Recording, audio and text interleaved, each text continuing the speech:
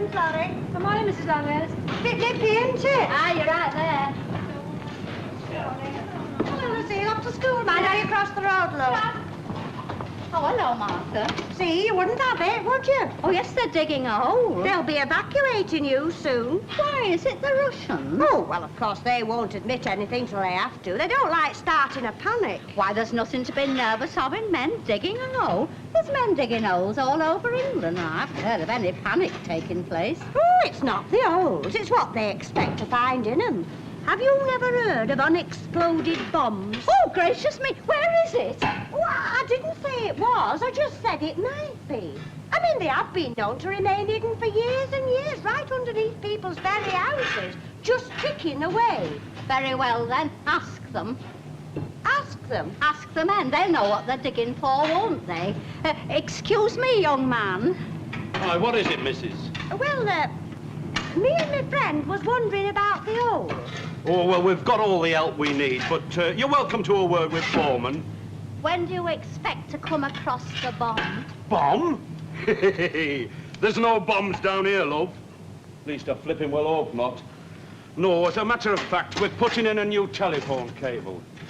Satisfied? Hey, not so quick. What about after dark? It'll be downright dangerous walking along this street with that yawning great chasm standing there. Oh, you no need to worry about that, love.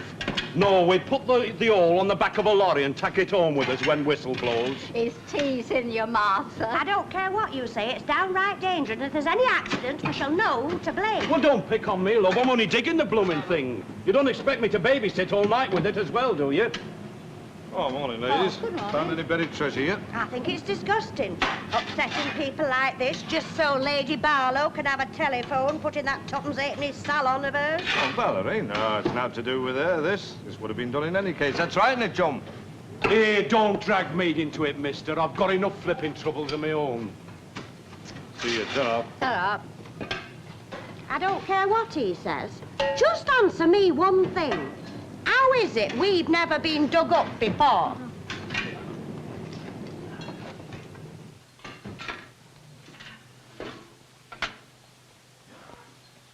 Here. Toast, you asked for some more. Oh, yeah. I won't bother now. I'm a bit late. Well, I don't see why you had to let me stand there making it if you didn't want it. Well, I did then, but I don't now. Anyway, I don't know all the fuss about it. A bit of toast. You don't want to waste it. You eat it. I'm not hungry. Think so. See my tie? Behind that chair where you flung it last night. Oh, yeah. Well, the time you came in, you were too tired to hang your things up in the proper place. Not that late. Anyway, you were asleep. I must be a better actress than I thought.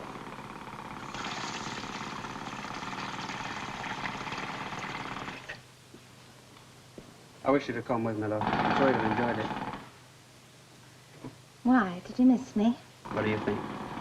Oh, by the way, Sandra sends her love, and she hopes your headache's better.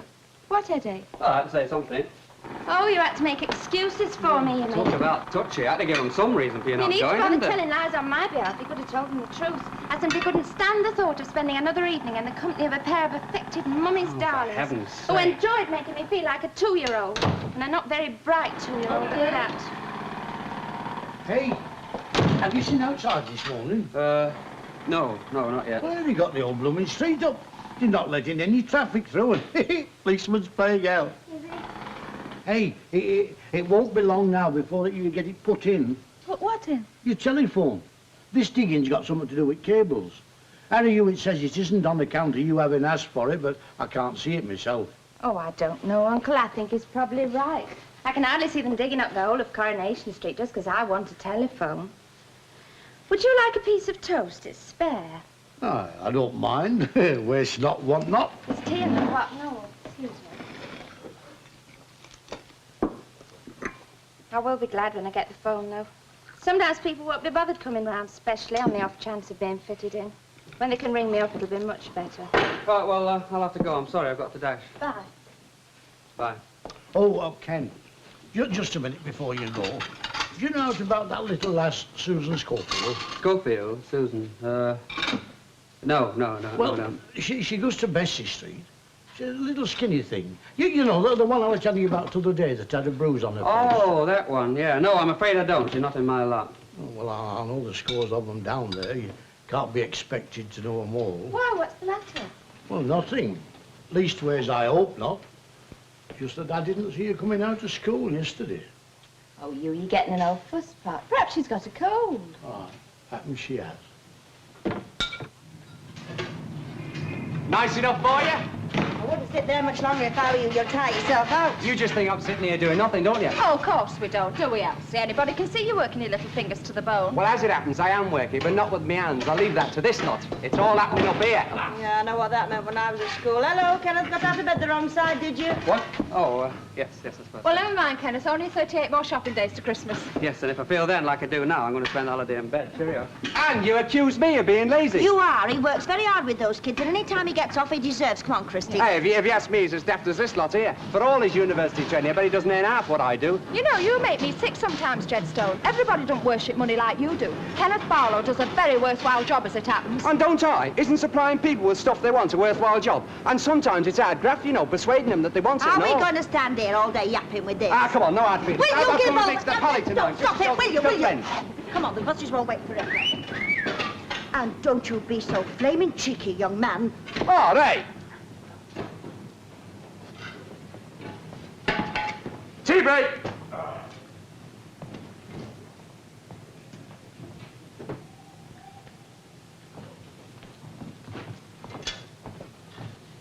Wonder how long they're going to be. I think it's going to be a lovely big hole. Well, you're not going to feel so happy if they split your eardrums with their road drills a few mornings on end. Oh, hold on a minute. I can't do my shopping without some mint imperial. All right, but hurry up. I want to take this photo to the shop. Oh, all right. Ah, what's the matter with it? Want reframing. Oh, isn't that one of the late Mr. Sharples? Yes, it got broke while I was stopping with Minnie and I've never got round to getting it mended. You was very happily married, wasn't you, Ena? Tried with him between fights. Well, I mean to say, you've always give out you was. But if there was anything, you know, anything you didn't like talking about, we are your friends, you know. Oh, well, you're just about 25 years too late with your marriage guidance in, but, you mind telling me what you're on about before you drive me as dippy as that other one? Well, there are some women who've been led dogs' lives when their husbands were living, don't like to be reminded of them afterwards. No. That's why I've kept his photo staring at me from the sideboard for years on end, even if it has been stuck up with sticking plaster for the last few months. Oh, well, photos is different. It just means that... Martha was wondering why you never wear your wedding ring, Ena. Oh, no, it wasn't just that. It was, well, it was... Oh, you've got your mint imperial? Yes. And, less, of course, there was any other special reason for you not wearing it. Now, look here, Mrs. Nosy Parker Longhurst. I don't know what brought up all this morbid curiosity about them that's dead and buried, but I'm telling you this. As far as my wedding ring is concerned, whether I've popped it, swallowed it, or never had it at all, it's no business of yours. Come on.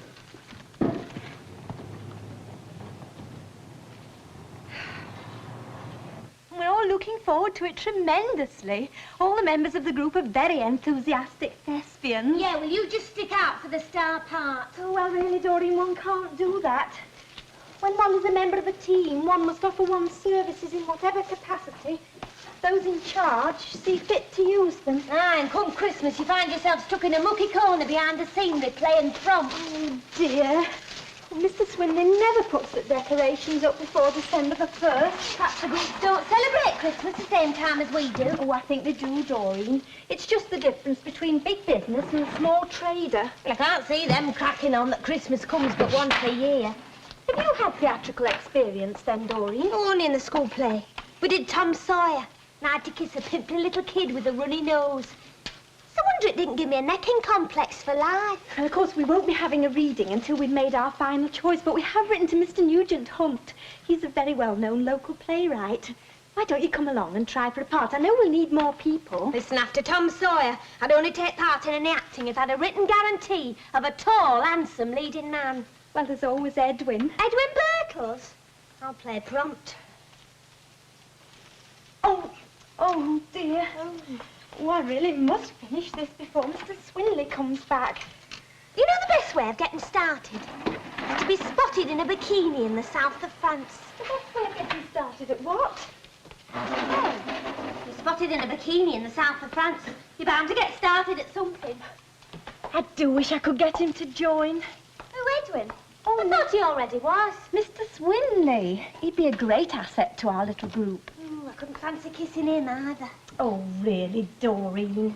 There's more to the art of acting than kissing, you know. Is there? That spotted horror in class 3 didn't think so. Can you imagine what he's like now? Oh, could you serve the little girl? Doreen? Yeah, I'll just right, put yeah. these away. What do you want, love? Have you got any brown hair slides, please? Yeah, I think so. Will them do? That one, please. Do you go to Bessie Street? Worst luck. Do they still have acting at Christmas? Oh, yeah, we're doing activities. I'm being an angel. That's if my mama made me wings. Oh, so there you are, little Miss Muffet. I was wondering where you got to. Hello, Mr. Tatlock. I've been buying something. I've got to go home now. Hey, now, just a minute, love. Aren't you and me supposed to be friends or something? Yeah, of course. Ta-ra. Now, come along now. You can tell old Mr. Tatlock what's wrong. You know, I haven't seen much of you lately. There's nothing wrong. I've just got to get home for my tea. Oh, but I thought your dad and Mam went to work and you had to get your own ready. Yes, well, I do. I mean... Well, go on. Hey, how were the fireworks? Oh, now, come, love. Poor little thing. Aye, she is that.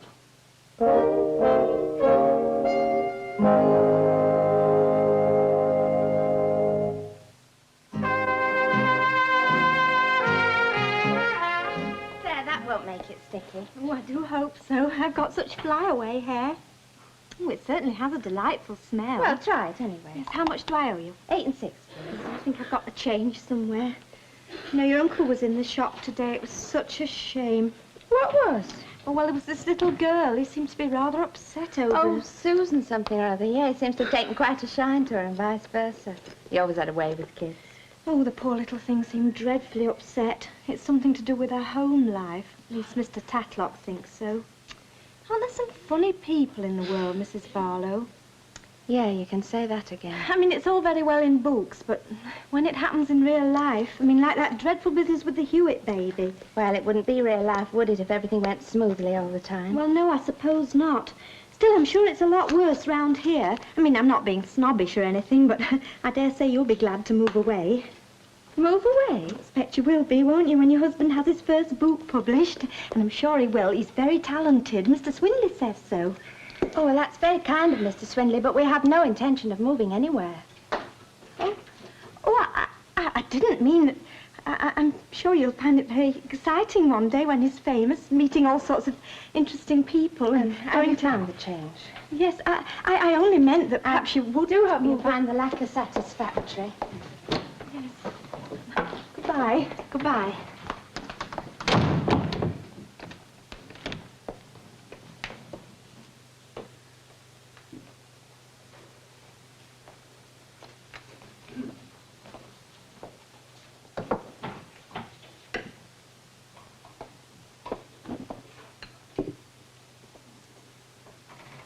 Valerie. Oh, Valerie, could I have a word with you? Yeah, what? Well, I think I've caused a bit of bother. Mind you, I wouldn't do out in the world to upset the poor little mite, and I don't rightly know what to do. How do you mean, caused a bit of bother? Well, I don't rightly know, but I've sort of got the impression that she's scared stiff of making friends with anybody. Oh, well, you stay out of it then. Nay, I can't just do nought. And yet I don't see what I can do without making it worse for her. Oh, it's a right problem. You say it shrank, Mrs. Walker? Well, I mean, he could barely do the buttons up. You did wash it according to the instructions, I suppose. Mrs. Swindley, I've been washing shirts for 25 years. Oh, yeah. Yes, of course. We should be only too happy to replace it for you, Mrs. Walker. 16 and a half. By gum, you struck lucky there, didn't you? Lucky, Mrs. Sharples. I failed to see that Mr. Swindley had any alternative. After all, if the goods are defective... Now, you don't suppose you'd have got away with it as easy as that if the elections hadn't been coming up, do you? Please. Well, I trust the replacement will be more satisfactory, Mrs. Walker. And if it's not, make sure you bring it back before polling day, because once he's finished vote catching, you wouldn't get it changed if it fell apart in your hands.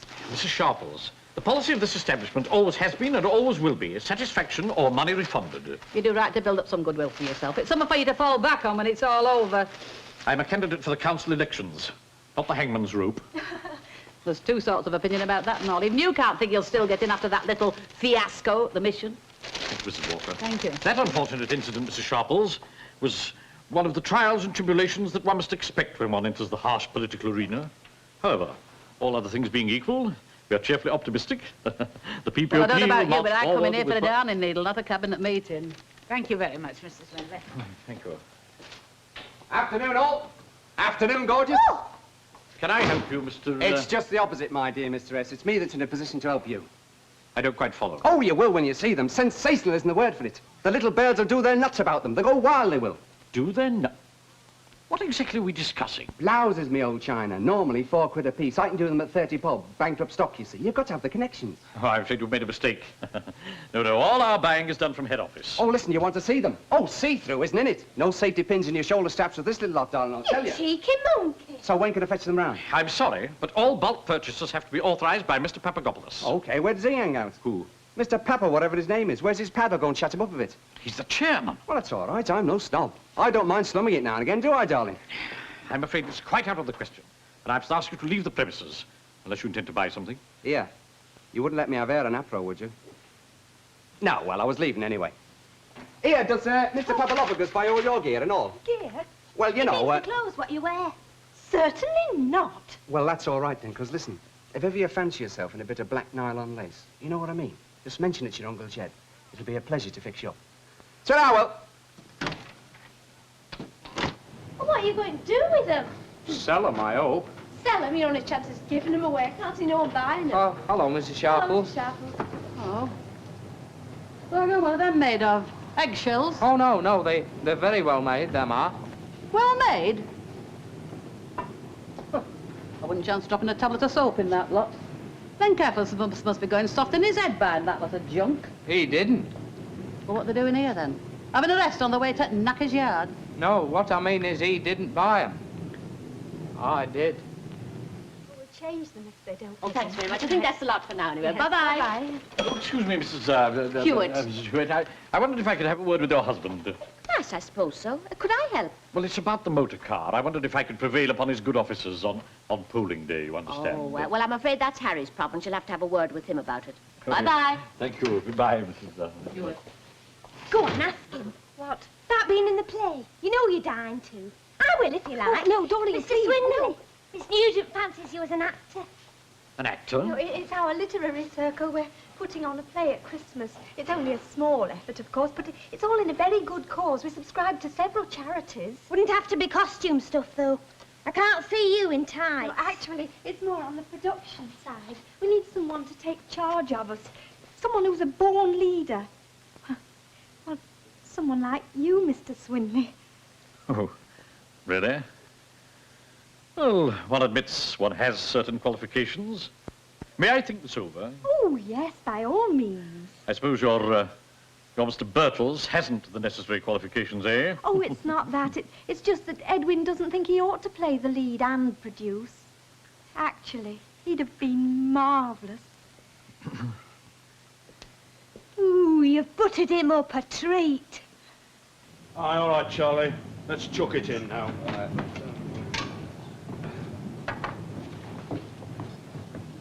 How much longer are they going to be? Hey, I can see you there. My friend wants to have a word with you. Oh, blimey, another of them. How much longer are you going to be? As a matter of fact, I'm off right this I moment. don't mean now. I mean, how long's the old job going to take, causing all this nuisance and treading muck in and out of folks' houses? Now, look here, love. I've already had this out with Mrs... how's your father there? It's no use picking on me. If you've got any complaints, love, take them along to GPO. You no need to go to GPO to complain. If some folks hadn't got posh ideas about having telephones put in their houses, other people wouldn't be upset. Aye, well, I'm off. Hey, I don't suppose you're just visiting this district? Oh, what a funny thing to ask. Oh, no, I live in next street. Mind you, I spend most of my time in this one because my two friends live here. So I'll be able to see you every day and watch your progress. That's what I thought. It's a right Colwell booby trap, isn't it? Oh, there'll be all sorts of things telling here before they're finished. You know, I once knew a woman. She lived in Rosamond Street, as a matter of fact. She lost her wedding ring down a manhole and she never did get it back. Oh, so we're back to wedding rings, are we? Oh, no, it never crossed my mind. No, well, you make sure that the subject isn't brought up again or someone else will be going in that hole and it won't have fallen in either. Three old tabbies that got it in for Val. I reckon they're digging up the road because of her telephone. Well, once they get an idea into their heads, it's no use talking to them. They're the one thing that doesn't change, though, aren't they? In a way, I'm glad. Yeah, sense of security in a changing world, eh? Cigarette? Yes, please. Yeah, it's funny, you know. I'm kind of fond of the old days myself. Well, everything else changes, though, doesn't it? Me? You? Me? Well, I'm married, but I'm still living in Coronation Street. Ah, but you won't be for long, will you, Kev? Why not? You trying to get rid of me? How'd you guess? No, I mean, when you take up writing full time, you'll be a success before you can say Jack Robinson. Well, thank you for the vote of confidence. Who told you about me giving up teaching, I mean? Oh, well, I've been back in the street 5 minutes before I heard about you, Elsie and Bill, Len Fairclough, and that fellow Sam Leeds. Leach. Your Leach. Ah, well, everything that happened since I've been away, plus a few things that probably didn't. Yeah, well, as you say, things don't change. Well, not for some. But for others it does. I mean, look at your dad, for instance. Mm. He's all right, though, you know. He gets a bit depressed now and again. Bound to, I suppose. Yeah, well, it's not easy, Ken. I mean, living with your family all around you 1 minute, then poof, suddenly they're all gone. I know, I've had it. Twice. Hey, what is it they say about everything going in threes? And what do they say about third time lucky? Hello, Chris. Business or just visiting? Oh, a bit of both, actually. Can you fix me up for an appointment? Any time on Friday after 6:30. 6:30 then, or is that too early? No, that's smashing. I'll see you Friday then. Got to go, Elsie's late, so I'm going to get her tea. Tra. Cheerio.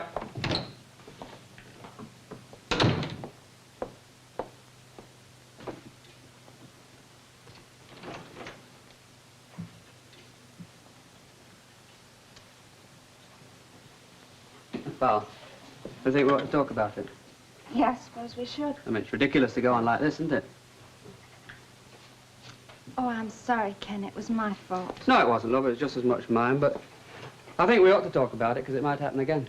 I can't face them again. I couldn't think of anything to say But to you did marvellously. You put on a good meal. I just feel I let you down. You were nervous, weren't you, love? You know, I'll tell you something. He was more nervous of you than you were of him. He told me as he went out. Nervous of me? Yeah. I mean, just because they've been to university doesn't make them gods, you know. Love, can I put something into you?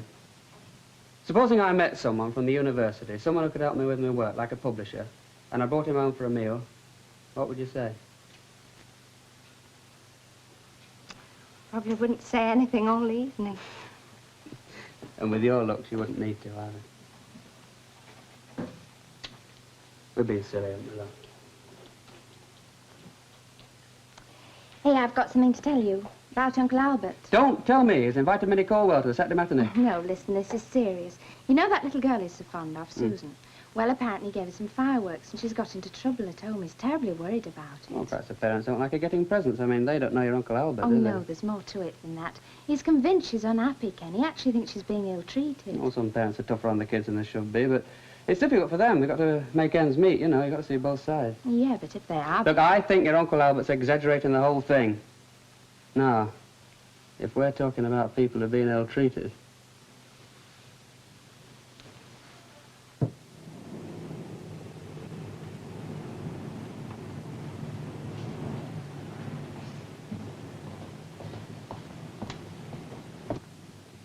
Hello, Bobby, looking for somebody. Does Mr. Tatlock live here? No, he lives... Oh, here he is now. You're in luck. Mr. Tatlock, a visitor for you. Good gracious, Susan. He said I could come round and see any time I wanted. Yes, I know I did, love. But it's getting late. What's your dad going to do for his tea? Don't talk about him, I hate him. Lovely, what is it? What's up? I'm not coming back there, never.